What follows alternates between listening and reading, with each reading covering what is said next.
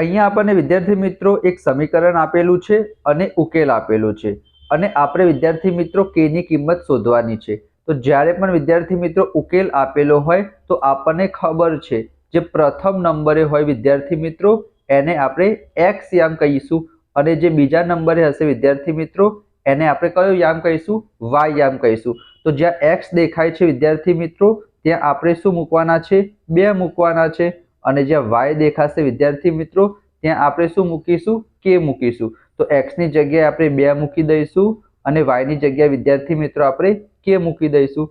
હવે શું કરીશું વિદ્યાર્થી મિત્રો -4m ના m। હવે આપણે k ની કિંમત શોધવાની છે। તમને પણ વિદ્યાર્થી મિત્રો આવડી જશે શું કરવાનું છે। તો સૌથી પહેલા 2k m ના m રાખી દઈએ। હવે આ -4 આ બાજુ જતા રહે તો +4 થઈ જશે અને આ +2 વિદ્યાર્થી મિત્રો આ બાજુ આવશે તો -2 થઈ જશે। 4 માંથી 2 જશે વિદ્યાર્થી મિત્રો તો કેટલા આવશે 2 આવશે। હવે શું થશે વિદ્યાર્થી મિત્રો 2 ગુણાકારમાંથી ક્યાં જતા રહેશે ભાગાકારમાં જતા રહેશે તો 2 ના છેદમાં 2 બંને કટ થઈ જાય વિદ્યાર્થી મિત્રો તો જવાબ કેટલો આવશે 0 ના વિદ્યાર્થી મિત્રો 0 ના લખતા 2 એકા 2 થશે તો k બરાબર જવાબ શું આવશે વિદ્યાર્થી મિત્રો 1 આવશે। તમારે કોઈ પણ વિદ્યાર્થી મિત્રો કેલ્ક્યુલેશન નથી કરવાની, તમારે ખાલી શું લખવાનું છે સાચો આન્સર લખવાનો છે। ચલો એના પછી વિદ્યાર્થી મિત્રો ઇમ્પોર્ટન્ટ ક્વેશ્ચન છે તમારી પરીક્ષામાં। તો અહીંયા આપણે શું કરવાનું છે તમારે ખાલી યાદ રાખવાનું છે x² નો સહગુણક। બસ વિદ્યાર્થી મિત્રો જે x² નો સહગુણક હશે ને એના ઉપરથી જ તમને આઈડિયા આવી જશે। જો x² નો સહગુણક કેવો હોય વિદ્યાર્થી મિત્રો ધન હશે અથવા તો શું હશે વિદ્યાર્થી મિત્રો ઋણ હશે। ધન એટલે કે પોઝિટિવ અને ઋણ એટલે કે નેગેટિવ। જો x² નો સહગુણક વિદ્યાર્થી મિત્રો ધન હશે તો એનો ગ્રાફ કેવો આવશે ઉપરની તરફ ખુલતો પરવલયાકાર આવશે અને જો x² નો સહગુણક શું હશે ઋણ હશે તો વિદ્યાર્થી મિત્રો નીચેની તરફ ખુલતો પરવલયાકાર આવશે। તો અહીંયા જો વિદ્યાર્થી મિત્રો x² ની આગળ કઈ નથી તો આપણે શું લખી શકીએ 1 લખી શકીએ એટલે કે પ્લસ છે તો જવાબ શું આવશે વિદ્યાર્થી મિત્રો ઉપરની તરફ ખુલતો પરવલયાકાર આવશે। એ લોકો વિદ્યાર્થી મિત્રો તમને કન્ફ્યુઝ કરવા માટે આ પ્રમાણે પણ પૂછી શકે છે। જેમ કે અહીંયા તમે જોઈ શકો છો આનો આલેખ કેવો આવશે તમે કહેશો સર અહીંયા પણ 9 પ્લસ છે તો જવાબ ઉપરની તરફ ખુલતો પરવલયાકાર આવશે।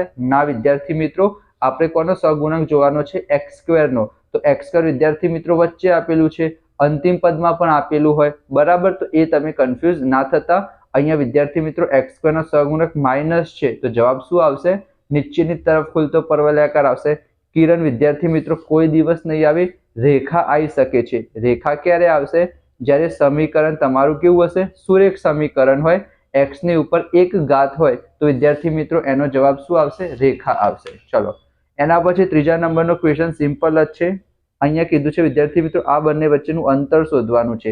તો અહીંયા વિદ્યાર્થી મિત્રો ઉગમ બિંદુ કહેવાય અને ઉગમ બિંદુના યામ શું આવશે 0 0 આવશે અને અહીંયા વિદ્યાર્થી મિત્રો બીજું બિંદુ કયું આપેલું છે AB। તો જવાબ તમને ખબર પડી જ જશે અંતર સૂત્ર વાપરશો તો √x2 - x1² + y2 - y1²। ચલો એના પછી ચોથા નંબરનો ક્વેશ્ચન ઇમ્પોર્ટન્ટ છે।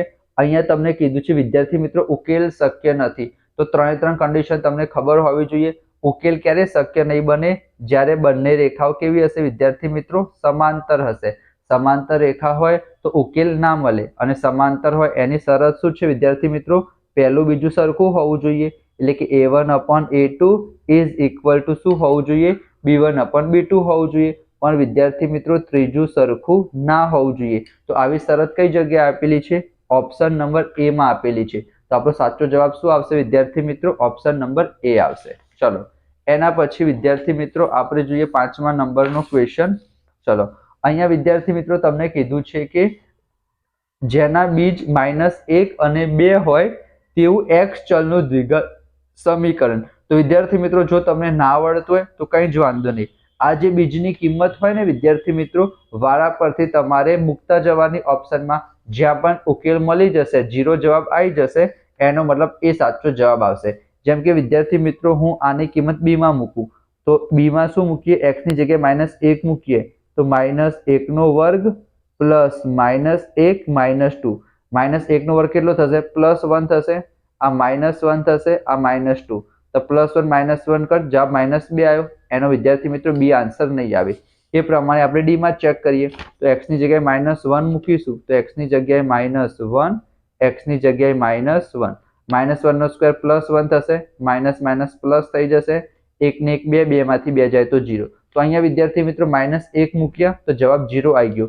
એ જ પ્રમાણે આપણે કેટલા મૂકવાના? 2 પણ મૂકી જોવાના. તો 2 મૂકીશું તો 2 નો વર્ગ -2 -2, 2 નો વર્ગ 4, 4 માંથી 2 જશે તો 2 અને 2 માંથી 2 જશે તો 0.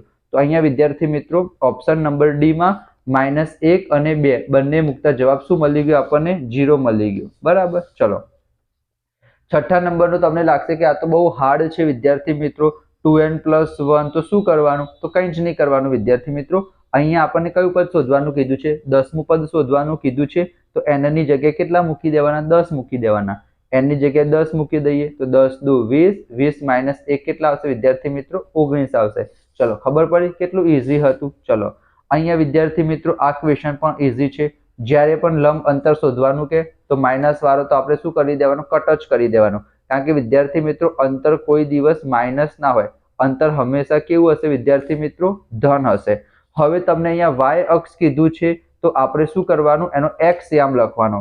જો y અક્ષથી લંબ અંતર કે વિદ્યાર્થી મિત્રો તો આપણે શું લખવાનું? x યામ લખવાનો. તો x યામ કેટલો આપેલો છે? -2 આપેલો છે. પણ મેં તમને હમણાં જ કીધું આપણે માઇનસ નહીં લખવાનું, આપણે શું લખવાનું? પ્લસ લખવાનું. ખબર પડી ગઈ વિદ્યાર્થી મિત્રો? ચલો અહીંયા કોસેક આપેલું છે વિદ્યાર્થી મિત્રો વર્ગમૂળમાં 10 અને આપણે sin એ શોધવાનું છે. તો આ પ્રમાણે એક u બનાવીએ. બરાબર. તો અહીંયા હું લખું છું sin, એના પછી cos, એના પછી tan, અહીંયા cot, અહીંયા sec અને અહીંયા cosec. સાહેબ આવું કેમ કર્યું? તો યાદ રાખજો વિદ્યાર્થી મિત્રો sin અને cosec એકબીજાને કેવા હશે? ઊંધા હશે. cos અને sec એકબીજાના કેવા હશે? ઊંધા હશે. tan અને cot એકબીજાના કેવા હશે? ઊંધા હશે. ઊંધા એટલે જેમ કે sin એ વિદ્યાર્થી મિત્રો આપેલું હોય 3/5 તો cosec શું થશે વિદ્યાર્થી મિત્રો? 5/3 થશે. એટલે કે ઊંધા કરી દેવાના. તો અહીંયા વિદ્યાર્થી મિત્રો cosec વર્ગમૂળમાં 10 આપેલું છે, નીચે કંઈ નથી તો આપણે શું લખી શકીએ? 1 લખી શકીએ. એના ઊંધા કરીશું તો જવાબ શું આવશે? 1 વર્ગમૂળમાં 10 આવશે. ખબર પડી વિદ્યાર્થી મિત્રો? Very good. લાઈક કરી દેજો. ચલો એના પછી કીધું છે 10 પ્રાકૃતિક સંખ્યાઓનો મધ્યક. તો પ્રાકૃતિક સંખ્યા વિદ્યાર્થી મિત્રો 1 થી ચાલુ થાય તો 1 + 2 + 3 + 4 + 5 + 6 + 7 + 8 + 9 + 10 અને ટોટલ 10 સંખ્યા છે તો નીચે પણ કેટલા લખવાના? 10 લખવાના.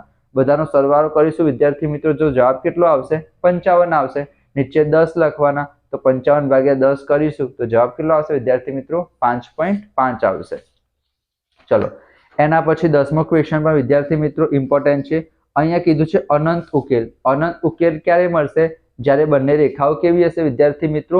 સમપાતી હશે. એટલે કે એકના ઉપર એક આપેલી હોય તો એની કન્ડિશન શું છે?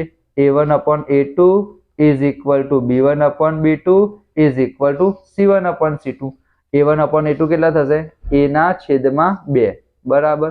એના પછી 2/3 2/3 અને c1/c2 7/8. તમે વિદ્યાર્થી મિત્રો એ શોધવાનું છે. અહીંયા ઇક્વલ ટુ નહીં આવે વિદ્યાર્થી મિત્રો, સોરી નોટ ઇક્વલ ટુ નહીં આવે, ઇક્વલ ટુ આવશે. તમે કોઈને પણ સરખાઈ શકો છો. જેમ કે આપણે પહેલા 2 ને સરખાઈએ તો શું થશે?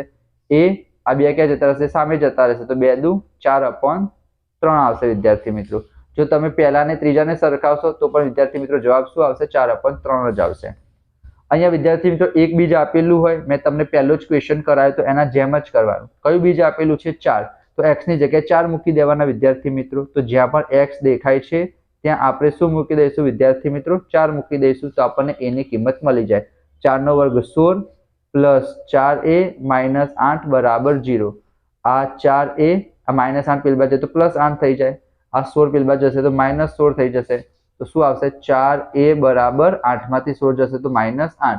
4 ક્યાં જતા રહેશે વિદ્યાર્થી મિત્રો? નીચે જતા રહેશે તો a બરાબર શું આવશે? -2.